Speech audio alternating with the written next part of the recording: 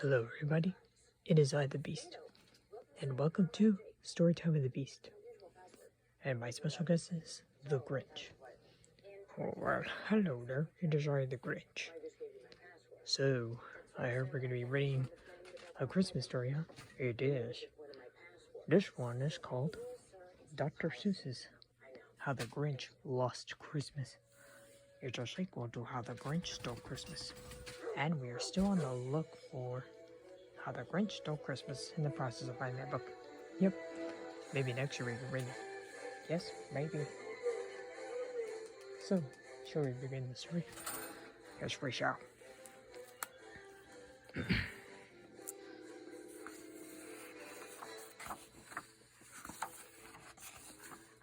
Up high on Mount Crumpet, just north of Who just delivered the day Whoville news.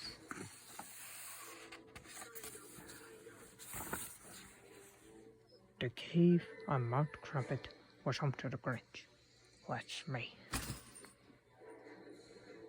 Who sprung from his cave just enough plus 1 inch to stare down at Whoville from high up above it.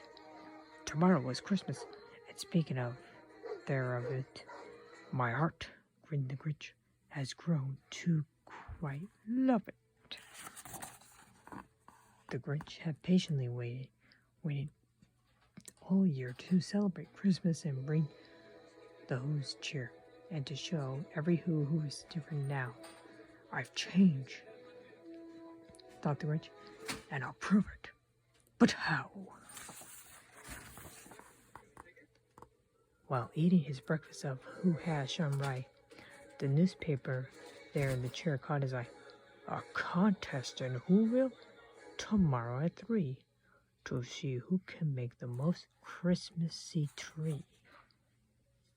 Then he got an idea, a crafty idea.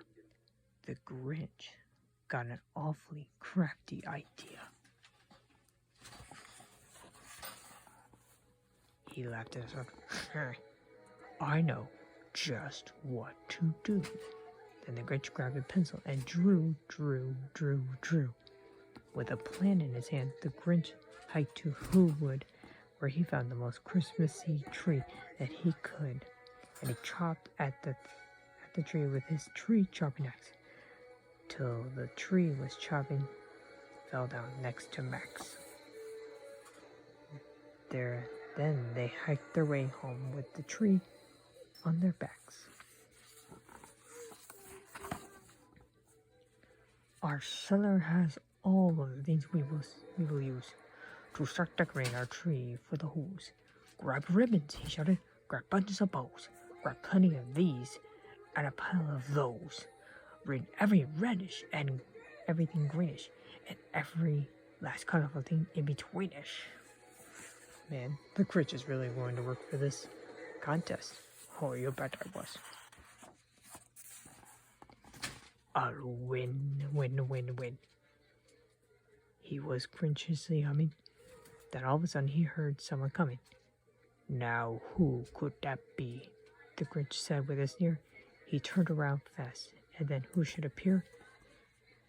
Right there in the hallway stood Cindy Lou Who, the sweetest of all the Who's that he knew. Hello, she exclaimed. I have something to ask. I do hope it isn't a bothersome task. I've come here for a small favor, you see, and if you have some time, and you can make one for me. The Grinch interrupted her tiny request. My dear, he replied, it would really be best to ask me tomorrow on Christmas, you see. Right now, I must finish my prize-winning tree. Perhaps I can help you, sweet Cindy the Who said, but the Grinch simply patted the Who on her head. Then he shooed her outside and replied, Don't be silly.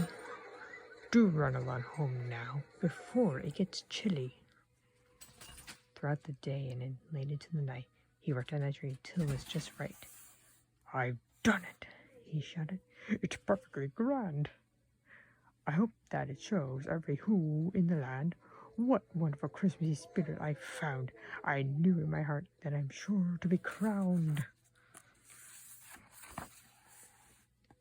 At 1/4 past dawn, with the sun rising fast, the Who's were awake. It was Christmas at last. The bells Whoville were ringing and dinging. The Who's down in Whoville were merrily singing. The Grinch ran outside and cried, "Christmas is here!" at the sound of ringing and sing-along cheer. And when the time came for the Grinch to depart, he loaded the sleigh and took off like a dart, sledding down, down, down, down to the Whoville town square. Contestants, the Grinch heard the mayor declare, "It is time for the judges to judge all your trees.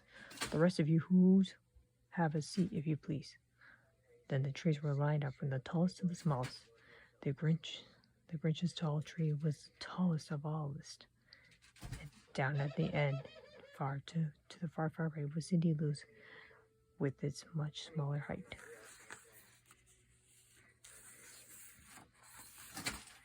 When the mayor announced who had taken third place, the Grinch felt in his Christmas-filled heart start to race. "And now," the mayor said, without any further ado, "the lucky contestant who has placed number 2 lives high on Mount Crumpet. We're thrilled that he's here. The Grinch wins second place trophy this year." The Grinch felt a shock as his heart turned ice cold. He felt it shrinking, and it was told that there in the square, all the Who's who knew it are certain they saw it and sure could hear it. "Yeah, I didn't like any second place, as you could see." The moment the Grinch had lost his Christmassy spirit, his arms started itching, his legs started twitching, the both his eyes started twitching and twitching, and that Christmas-filled heart, well, it shrunk down. "I've been robbed," the Grinch snarled, "and I'm through with this town." The Grinch stuffed his tree in his ransom sleigh. Then he lugged and hauled it away. As Max tried his hardest to get him to stay, the Who's were all speechless, unsure what to say. The Grinch climbed and climbed as his heart grew more frozen. While back at the contest, a winner was chosen. "Today, on the merriest day in the land," the mayor declared with the Who horn in his head, "I give you our winner. She is not more than 3. It is Cindy Lou, who has made the best tree." The Who girl asked every Who that were that day to make their ornaments she could display to celebrate Whoville, and everyone in it. She entered the contest not thinking she'd won it. The Grinch heard the mayor from high on the peak. Then Cindy Lou, who grabbed the Who horn to speak. "I wanted to make all of Whoville a tree with ornaments each of you who's made for me, but there is one ornament missing, you see." The whole town of Whoville was there on each limb, except for the Grinch, so she called out to him, "Now please, Mr. Grinch, I saved you a spot. You're someone we Who's like awful lot. This tree is for Whoville. You're part of it too. I hope you can hear me," said Cindy Lou. Cindy Lou's voice stopped the Grinch in his tracks. He looked down at Whoville, then looked down at Max. "I thought," the Grinch puzzled, "a prize-winning tree would prove the Who's what today means to me. Show them for certain I truly belong. But perhaps I was wrong and belonged all along. And maybe, just maybe, we all win instead. By being together at Christmas," he said. And there on Mount Crumpet, if you had been near it, you would be able to see and hear. The moment his heart grew a few sizes more, 2 more than his heart grew ever before. And what happened then? Well, in Whoville, they say that the Grinch and his dog whizzed back down on the sleigh. And the Grinch placed his ornament on the small tree, and he lifted it so high for the whole town to see. And the Who's hurrahed, and they jumped on their feet. As the Grinch grinned and said, "Now our tree is complete." Then the mayor declared, "We have one thing to do to make it official for Cindy Lou Who. Would you do the honors?" He pointed. He said, "And the Grinch?" He himself placed the crown on her head. And that is the end.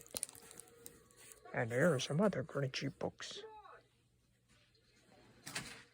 So, if you have any more information about this book, please leave us a comment on the video and we'll respond to all your comments as soon as possible. Well, remember to keep subscribing us for more videos coming up on the way to YouTube, so we gain the time and place to make them. And we'll see you on our next video.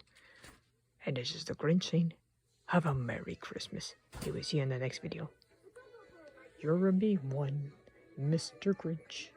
You really are a hero.